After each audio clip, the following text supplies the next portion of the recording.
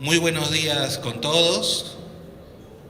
En principio reciban un cordial saludo de parte del Tribunal Constitucional del Perú y de su Centro de Estudios Constitucionales.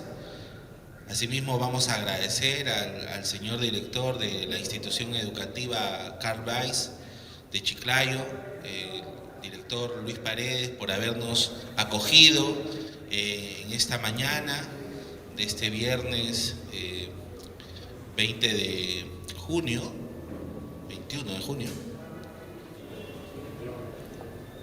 viernes 21 de junio, para poder conversar acerca de la importancia de la Constitución política. Es un tema fundamental. Comentarles que en la Constitución política hay un artículo, que es el artículo 14 de esta norma suprema, que indica que la enseñanza de la Constitución y de los derechos humanos forman parte de todo proceso educativo. Entonces, bajo ese marco es que el Tribunal Constitucional y el Centro de Estudios Constitucionales tienen la posibilidad de fomentar en los colegios la enseñanza de la Constitución. Tal como ustedes habrán podido apreciar, hace un momento utilicé una palabra mágica para presentarme y dije muy buenos días, ¿cierto? Y cuando alguien dice muy buenos días, la otra persona que debería responder, muy buenos días también, ¿cierto? Y lo que acabamos de hacer en este momento forma parte de una regla tácita, ¿cierto? El saludo, la cordialidad. A ver, señor, buenos días. Muy buenos días. A ver, nuevamente, señor, buenos días. Buenos días. Muy buenos días. Esa es una regla social, ¿cierto? Es una regla social. Es que en toda sociedad hay reglas. Quizás ustedes no se den cuenta porque las aplican de manera tácita, las aplican de manera subconsciente.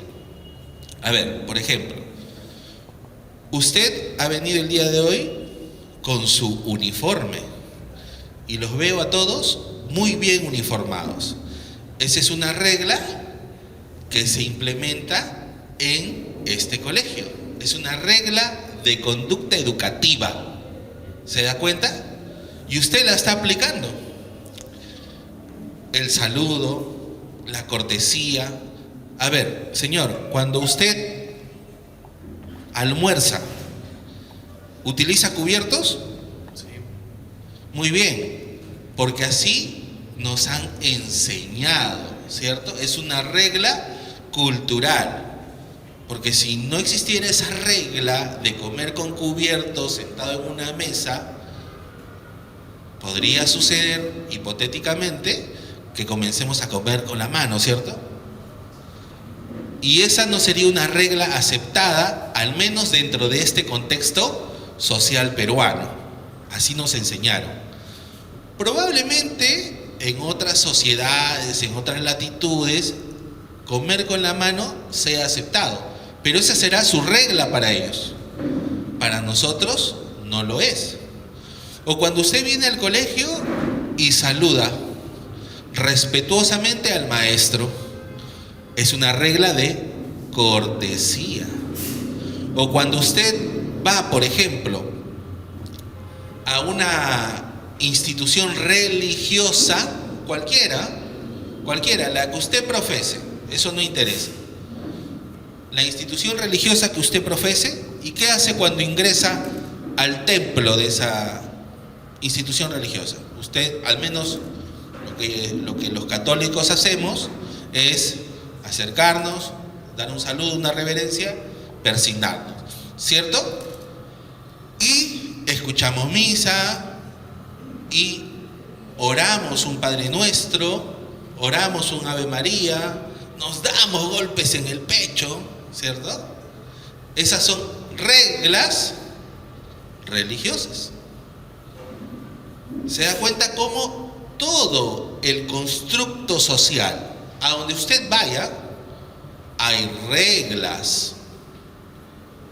sociales, culturales, morales, educativas. Otra regla religiosa, por ejemplo, ¿qué dice para los que somos católicos el primer mandamiento de la ley de Dios? A ver, ¿alguien sabe? A ver, joven, ¿qué dice el primer mandamiento de la ley de Dios? Amar a Dios sobre todas las cosas. Amar a Dios sobre todas las cosas. Esa es una regla para los que creemos en un Dios, de amarlo. Pero así como hay esa regla, también hay otra. ¿Cuál es? Honrar a tu padre y a tu madre. El respeto, jóvenes. El respeto es una regla religiosa, pero al mismo tiempo también es una regla de conducta ética. Porque si esa regla no existiera, a ver, pongámonos en el hipotético, no existe esa regla, ¿ya? ¿Qué podría suceder, jóvenes? Si no existe esa regla de honrar a tu padre y a tu madre, ¿qué podría suceder? A ver. Desobediencia. Desobediencia. ¿Qué más, joven? A ver. Si no pudiera honrar a mi padre y a mi madre, Si no existiera esa regla, ¿qué sucedería? no tendría un buen trato con ella, con mis padres. Un poquito más fuerte, a ver. No conviviríamos bien con nuestros padres. No los veríamos bien a nuestros padres. Claro, de repente, como no los honro, y si nuestro padre o nuestra madre nos da una indicación, podríamos teóricamente, hipotéticamente decir, yo no te voy a hacer caso, me largo. ¿Eso está bien? Por supuesto que está mal. Pero usted y yo, y la mayoría, por no decir todos, hemos aceptado esa regla ética de respeto hacia el padre y hacia la madre. Pero así como les estoy mencionando, como existen ciertas reglas, diferentes reglas que ustedes aplican de manera tácita en su vida, hay otro cúmulo de reglas, que son las reglas jurídicas. Las reglas jurídicas, el marco normativo de una sociedad. A ver, pregunto, joven, usted cuando va a pasar de un lado de la vereda al otro lado de la vereda, ¿lo pasa en luz roja o en luz verde? En luz roja. ¿Usted pasa la pista en luz roja? Sí. Porque paran los carros. A ver, vuelvo a repetir, creo que no me ha comprendido muy bien la pregunta. Usted va a transitar de un lado de la vereda, va a cruzar la pista hacia el otro lado de la vereda. ¿Cómo es que usted va a cruzar de esta berma a la otra berma? ¿En luz roja o en luz verde? En luz verde. Muy bien, lo va a pasar en luz verde, ¿cierto? Claro, yo veo luz verde para mí y camino, ¿cierto? Es una regla de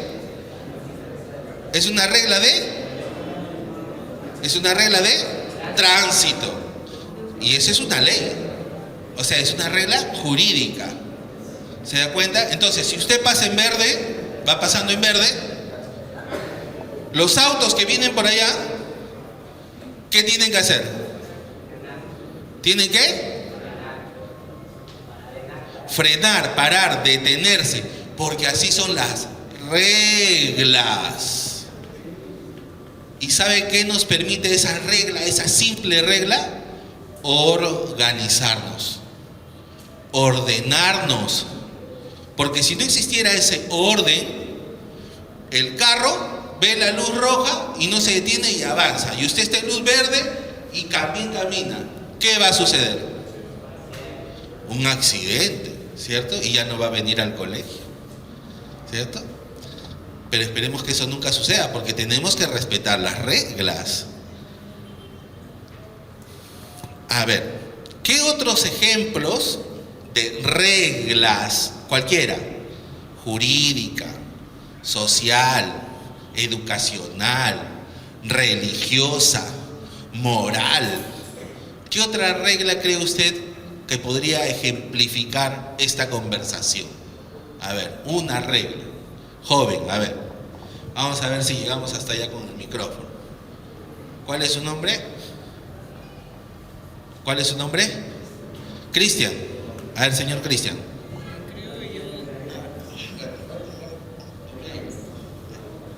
Creo yo que la norma, la regla más importante para todos esos ámbitos sería el respeto a las personas, a los demás. Sí, es muy válido. Ya hemos hablado del respeto hacia los demás, que es una regla de conducta social y también es una regla de carácter ético, ¿no? El respeto, porque si no nos respetáramos, por ejemplo, yo estoy conversando, ¿no? Estoy dialogando con usted y usted me interrumpe. Hagamos esa práctica. A ver, yo voy a comenzar a hablar y usted me interrumpe, ¿ya? A ver, joven Cristian, quería comentarle que usted es un buen... Pero interrúmpame, pues. A ver, joven Cristian, yo veo que usted es un muy buen alumno. Pero, joven Cristian, déjeme terminar, por favor, para poder dialogar. Esa es una regla que tenemos que aplicar, ¿cierto? Porque si yo hablo y él me interrumpe y él habla y yo lo interrumpo, ¿nos podríamos comunicar? Sería difícil comunicarnos, ¿cierto? Entonces, ¿por qué quiero ejemplificar con estas situaciones la importancia de las reglas? Porque ya sean reglas sociales, religiosas, éticas, culturales o jurídicas, lo que nos va a permitir es organizarnos. Y esa organización nos va a dar orden. Porque si no tuviéramos orden, el mundo, la sociedad, sería un caos, efectivamente. Entonces, lo que el ser humano dentro de la sociedad aspira es a tener una convivencia ordenada, dentro también de su libertad. Porque usted es un ser libre, ¿cierto? ¿Es un ser libre o no es un ser libre? No lo noto convencido. Yo creo que ustedes no se sienten seres humanos libres. A ver, ¿ustedes son seres humanos libres, sí o no? Sí. Perfecto. Pero eso quiere decir, a ver, les pregunto, que su libertad les va a permitir hacer lo que ustedes deseen. Muy buena respuesta. No. ¿Y por qué? Porque si yo actúo libremente como quisiera y como me dé la gana, lo que podría suceder es que dentro de mi actuación de libertad, yo pueda ocasionarle un daño a alguien. Entonces usted tiene que su libertad ser restringida, ser regulada, ser ordenada. A ver, yo soy libre. Muy bien. Entonces, como tengo 15 años y soy un ser humano libre y hoy día tengo un quino, ¿no? ¿Sí saben lo que es quino, no? Muy bien. Entonces, como soy un ser humano libre, le voy solamente a comunicar a mis padres que vivo con ellos bajo su techo y les voy a decir: papá, ¿saben qué? Hoy día tengo un quino y me voy a ir a las 10 de la noche y mañana voy a regresar a las 8 de la mañana, pero no te preocupes, yo voy a traer el pan. ¿Qué les parece eso? Pero por supuesto que está mal, porque usted, su libertad tiene un límite, y ese límite es el contexto de convivencia y el respeto que tiene que tener usted a sus padres para pedir un permiso. Veamos la escena del tráfico. Si el conductor del taxi o del colectivo cruza en luz roja, ¿es libre de hacerlo, sí o no? Claro, es libre de hacerlo, pero ¿qué va a suceder con su ejercicio de libertad? Que puede ocasionar un daño al transeúnte que va caminando. Entonces, nuestra libertad de hacer lo que queramos tiene siempre una restricción, un limitante, y ese limitante es el respeto hacia los demás para no ocasionarles un daño. Entonces, mire lo importante que son las normas. Las normas, cualquiera sea su naturaleza, social, religiosa, ética, cultural, jurídica, nos va a permitir tener un equilibrio. ¿Un equilibrio entre qué? Entre mi libertad con el orden. Yo ejerzo mi libertad, pero con respeto hacia los demás. Mi libertad no puede caracterizarse por llegar a ser un libertinaje. No. Así como el orden tampoco puede caracterizarse por ser un orden arbitrario o también denominado autoritarismo. Es un equilibrio que nos permite al final poder convivir. ¿Y para qué les hago toda esta introducción, jóvenes? Primero, para que usted sepa que hay diferentes normas. Segundo, para que usted comprenda que hay, dentro de este contexto normativo, hay unas normas especiales que se denominan normas jurídicas. Y sabe usted, caballero, dama, ¿cuál es la norma más importante dentro del contexto normativo jurídico? ¿Sabe cuál es? Aquí está. Esta es la norma más importante y más relevante de todo nuestro sistema normativo y tiene el nombre de Constitución Política. Si no existiera esta norma suprema, no existirían las demás normas jurídicas. Es decir, aquí está la fuente, aquí está el nacimiento de todo el ordenamiento normativo. De aquí nacen las leyes, de aquí nacen los reglamentos, de aquí nacen las directivas, de aquí nacen los decretos, de aquí nacen las ordenanzas municipales, de aquí nacen las ordenanzas regionales. Esto es lo que le da contenido a toda nuestra estructura jurídica en el Perú. ¿Y por qué es tan importante la Constitución, señor? Les voy a decir por qué es importante que ustedes sepan reconocer que este documento que se llama Constitución es tan importante. ¿Sabe por qué? Porque es una norma escrita. Es una norma escrita y tiene un contenido especial. Ahí se encuentra regulado los derechos que tenemos todos. Entonces, cuando usted hace ejercicio de un derecho humano, usted lo hace primero porque es inherente a la persona y segundo porque tiene el respaldo de que está escrito en una constitución y que por eso tiene que ser respetado por todos. A ver, ¿quién tiene celular aquí? Quizás no en el colegio, pero sí en su casa, ¿no? Porque en el colegio le permiten traerlo o no. No, muy bien. Pero la pregunta era, ¿tienen celular? No, si lo habían traído. Ah, ya, muy bien. Señorita, ¿usted qué dijo allá? ¿Tiene celular? Usted dijo allá. Sí tiene celular. Muy bien, la señorita tiene celular. Pregunto, ¿todos tienen un celular? Levante la mano quien no tiene un celular. Ah, ya, ok. Hay algunas personas que no tienen todavía un celular, ¿cierto? Y con este ejemplo del celular vamos a saber reconocer dos derechos, hasta más derechos. Mira, yo tengo acá un celular, ustedes no lo tienen, pero sé que lo tienen en su casa. Acá hay un celular.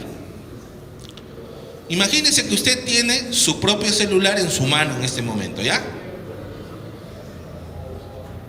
¿Ese celular es suyo? Digan sí o no. ¿Es suyo o no? Claro, este celular no es suyo, es mío.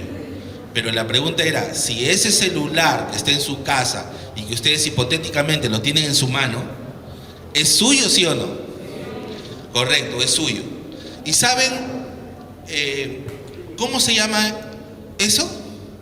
Eso se llama tener derecho a la propiedad. Derecho a la propiedad. ¿Y qué le da ese derecho a la propiedad? A que yo reconozca que ese celular es suyo y le pertenece a usted y nadie más que a usted, y por lo tanto, nadie en teoría debería quitárselo, debería arrebatárselo. Claro, en teoría, por eso estoy diciendo. Por eso esa persona que roba, primero que está infringiendo una norma ética, porque está dañando a alguien, ¿cierto? Segundo, que está infringiendo una norma jurídica, ¿cierto? Porque está prohibido robar. Y tercero, está que infringe un derecho fundamental, que es el derecho a la propiedad. ¿Se da cuenta? Pero, o sea, imaginemos que no hubieran estos ladrones y que su compañero respetara que usted tiene su teléfono, ¿y qué pasaría? Nada, ¿verdad? Porque uno intrínsecamente, internamente, ha internalizado que yo tengo que respetar ese derecho a la propiedad. ¿Y saben dónde se encuentra ese derecho a la propiedad? Reconocido, se encuentra aquí en la Constitución. Aquí en la Constitución. Y eso es lo que le va a dar a usted el fundamento para decirle a todo el mundo: oye, respeta mi derecho.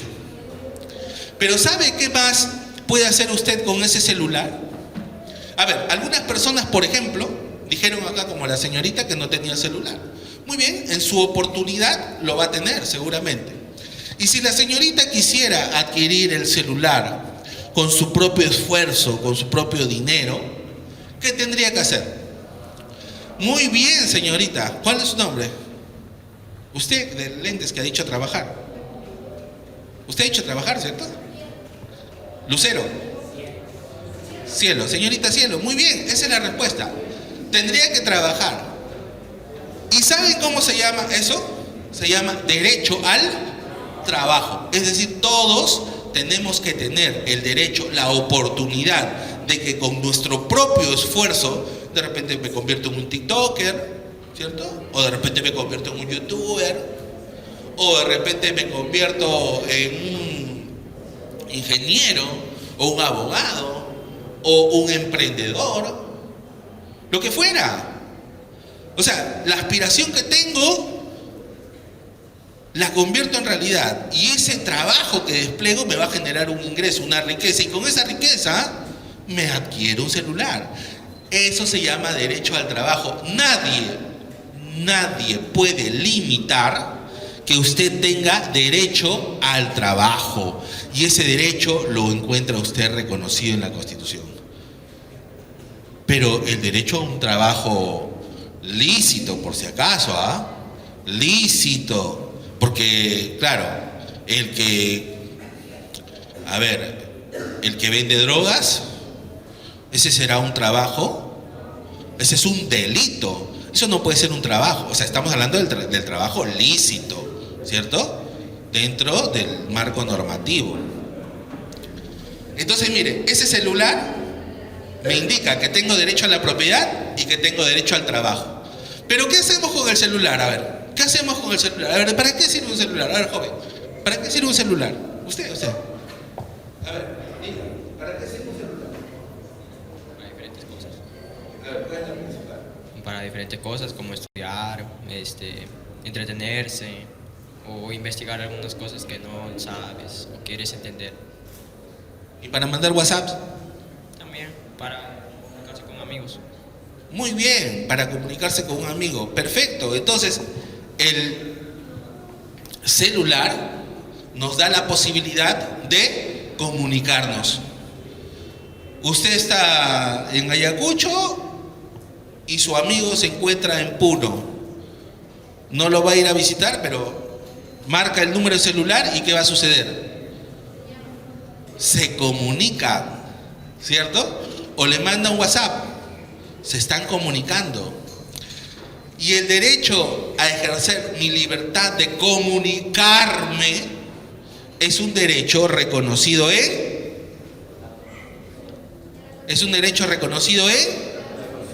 en la Constitución. O sea, mire, joven, usted se da cuenta de lo importante que es este documento para todos, para poder convivir. ¿Y cuál es el derecho más importante que se reconoce en la Constitución? A ver, ¿cuál es el derecho más importante, jóvenes? El derecho a la vida, ¿cierto? Mire, yo le vamos a hacer el siguiente ejercicio. Ustedes son seres muy especiales. Ustedes son seres muy especiales. Quizás no lo sepan aún, pero para que usted exista, señorita, joven, para que usted exista, ha sido un milagro. Y le explico por qué, muy sencillo. Cuando sus padres los concibieron, ¿correcto? Fue el producto de la unión entre un óvulo y un espermatozoide. Y le pregunto, ¿cuántos millones de espermatozoides existieron en el momento de la concepción? ¿Cuántos millones? ¿Cuántos? Más de 1.000 millones. Pero solo venció uno. Mírese usted, está vivo. Usted fue el vencedor. Usted es un milagro, porque existe de millones de millones.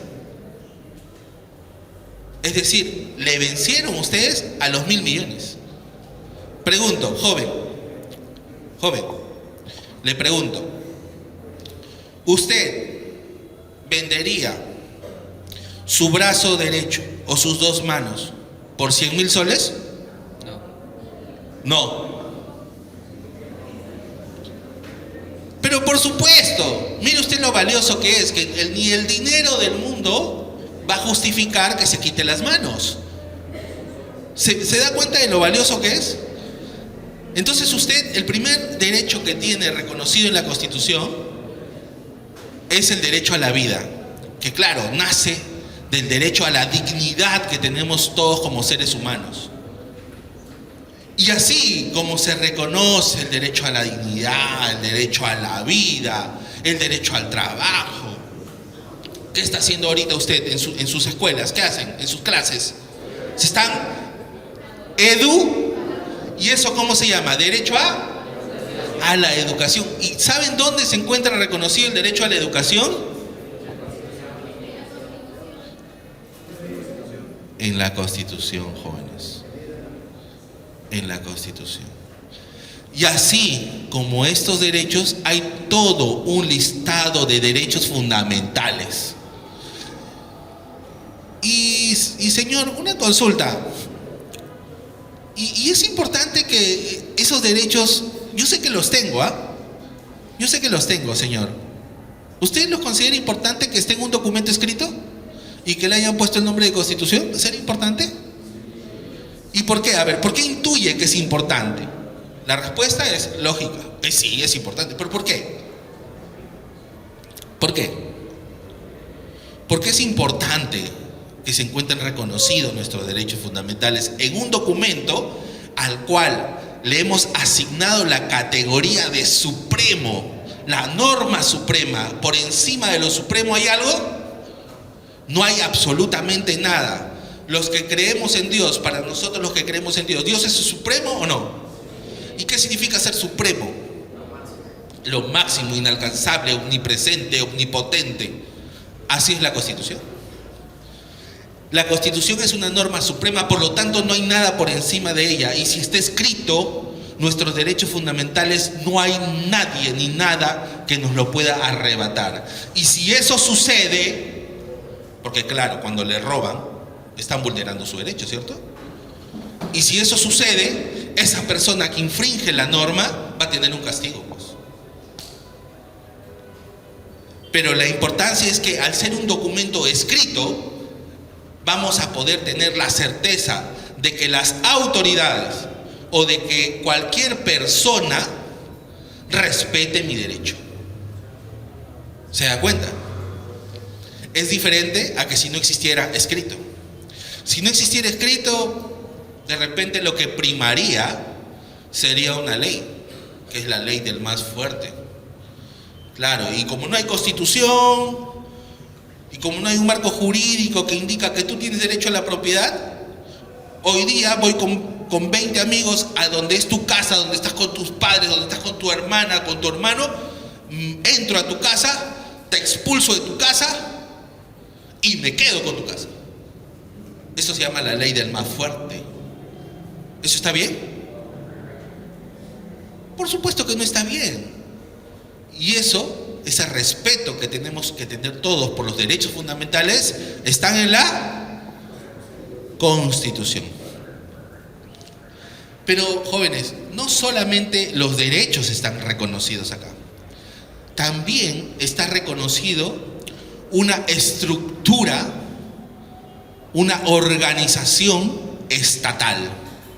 Acá está diseñado la arquitectura constitucional y organizativa del Estado peruano, es decir, cómo nos gobernamos. Por un lado, la Constitución tiene un listado de derechos y por otro lado está la estructura del Estado. Y la estructura del Estado es la síntesis de cómo debe estar organizado el poder. Y si es poder, es político, por eso que se denomina constitución política.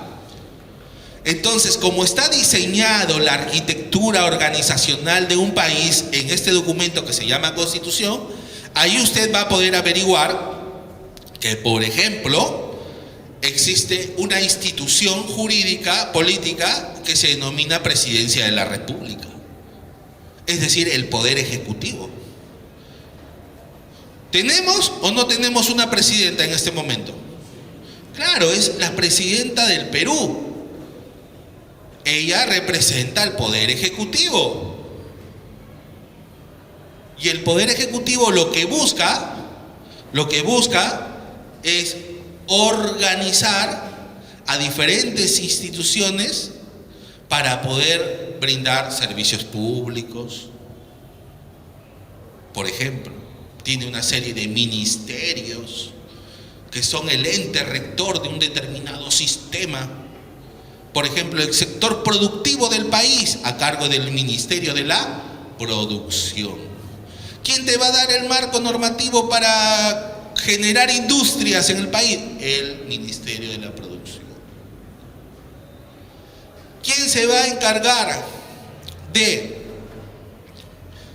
ser el ente rector de nuestro patrimonio histórico en el Perú? El Ministerio de Cultura. ¿Quién se va a encargar de generar el intercambio comercial y turístico entre el Perú y los otros países? El Ministerio de Comercio Exterior y Turismo. ¿Se da cuenta? Entonces, acá, en la Constitución, se comienza a diseñar cómo estamos organizados políticamente. Pero así como hay poder ejecutivo, también hay algo que ustedes conocen mucho y que se llama Congreso de la República. Eso representa al poder legislativo, el órgano que en el Perú se encarga de dar las leyes, ¿cierto? Y que se encarga de ser el contrapeso del poder ejecutivo cuando lo fiscaliza. Porque hay que tener un equilibrio. Si todo el poder lo tuviera el poder ejecutivo y no habría un equilibrio como el poder legislativo, quizás el poder ejecutivo pueda hacer algunas circunstancias, situaciones que escapan y se convierten en un poder abusivo. Entonces tiene que haber un equilibrio. Pero así como hay el poder ejecutivo, el poder legislativo, hay otro poder, por ejemplo, el poder judicial. El poder judicial, que es el encargado de administrar justicia en el país.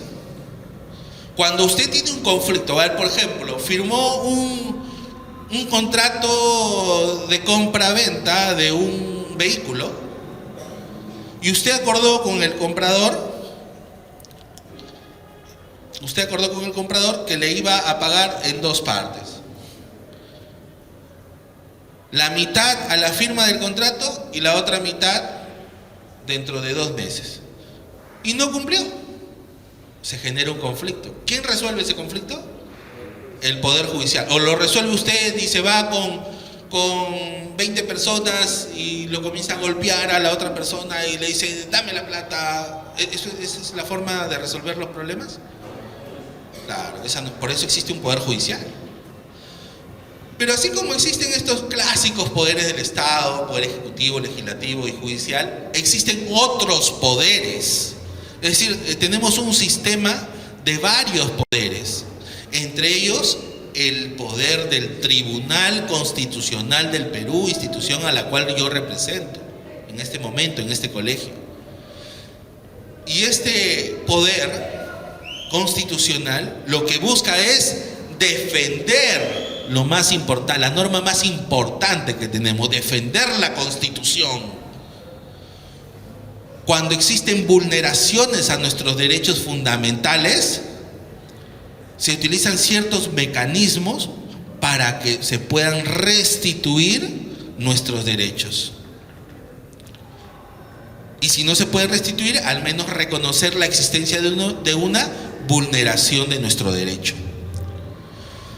Pero como este órgano tan importante que es el Tribunal Constitucional busca defender la Constitución, por ejemplo, también tiene que decidir cuando una ley que es de inferior jerarquía a la Constitución la ha vulnerado, la ha transgredido. Y eso se denomina proceso de inconstitucionalidad, por ejemplo. Es que ninguna ley en el Perú puede contravenir lo que diga la Constitución. También cuando los poderes, los diferentes poderes del Estado entran en un conflicto de competencias, es decir, cuando alguien dice, esta atribución me corresponde, dice el Poder Ejecutivo, y luego la Junta Nacional de Justicia, que es otro poder, dice, no, esa atribución me corresponde. Hay un conflicto. ¿Quién decide, quién resuelve? El Tribunal Constitucional. ¿Se dan cuenta? Esa es la importancia del tribunal. Pero así como existe también el tribunal, existe otro poder, el poder de la persuasión, que es a cargo de la Defensoría del Pueblo. Entonces, todo este diseño estructural de cómo estamos organizados, derechos fundamentales y la estructura del Estado se encuentran en esta supernorma, Constitución Política. Y para culminar ya, porque sé que tienen clases, para culminar ya, lo que no puede faltar en una Constitución, jóvenes, no solamente es el listado de derechos, no solamente es el diseño de cómo está conformado el Estado, sino también tiene que consagrar un sistema de justicia constitucional a cargo del Poder Judicial y a cargo del Tribunal Constitucional, como sucede en nuestro país. En otros países, el sistema de justicia constitucional solo está a cargo del Poder Judicial. Esa es su forma, ese es su diseño de ellos. Y en otros países solo está a cargo de un Tribunal Constitucional o Corte Constitucional. Es decir, esta norma suprema tiene que tener al menos 3 partes importantes. La parte dogmática, conocida como el listado de derechos fundamentales, la parte orgánica, conocida como la estructura de un Estado, y la parte del sistema de justicia constitucional. Algunos indican que también podría existir, como mínimo, estar descrito aquí cómo funciona la economía de un país. En el caso peruano, sí, aquí está descrito cómo funciona la libertad económica. Vivimos en un estado de economía social de mercado. Ahí está escrito. Pero para eso tendríamos que tener otra charla y describir en qué consiste esta libre economía del mercado. Simplemente para resumirlo, la libertad económica en el Perú, la libertad económica dentro de un contexto de economía social, es poder ofertar y demandar, la ley de la oferta y la demanda, poder generar empresas, la iniciativa privada, pero que este contexto económico lo que no debe hacer nunca es vulnerar al ser humano. No lo puede disminuir en su dignidad. Es decir, lo económico no puede estar por encima de la esencia del ser humano. Tiene que haber ahí un equilibrio. Entonces, estudiantes, queridos alumnos, con esta pequeña charla yo espero que se haya comprendido por qué es tan importante que ustedes a partir de hoy reconozcan y vayan a donde vayan, hagan respetar sus derechos fundamentales, porque están escritos en una constitución y porque sobre todo son inherentes a ustedes. Pero recuerden que esa libertad que ustedes tienen, ese andamiaje de derechos que ustedes tienen, no puede vulnerar los derechos de los demás. ¿Perfecto? Tiene que haber siempre un equilibrio. Finalmente, yo los invito, yo sé que ustedes ahora manejan mucho lo que es el internet, los invito a que puedan ingresar a la página del Tribunal Constitucional www.tc.gov.pe para que ustedes puedan navegar y ver qué cosa es lo que hace el Tribunal Constitucional, cuál es la razón de su existencia. Y para los que les gusta el tema de la lectura, por ejemplo, ahí están publicados una serie de libros de derecho. Quizás más adelante, quizás ahora están en sus preocupaciones propias como estudiantes, pero quizás más adelante sí les puede servir todos los libros que se encuentran contemplados sobre derecho constitucional y materias afines en la página web del tribunal. En ese sentido, a nombre del Tribunal Constitucional del Perú y de su Centro de Estudios Constitucionales, reiteramos nuestro agradecimiento a la institución educativa Carl Weiss y en nombre de su señor director, que nos ha permitido poder ingresar a sus aulas y poder conversar, dialogar sobre la importancia de la Constitución y será hasta una próxima oportunidad. Muchísimas gracias.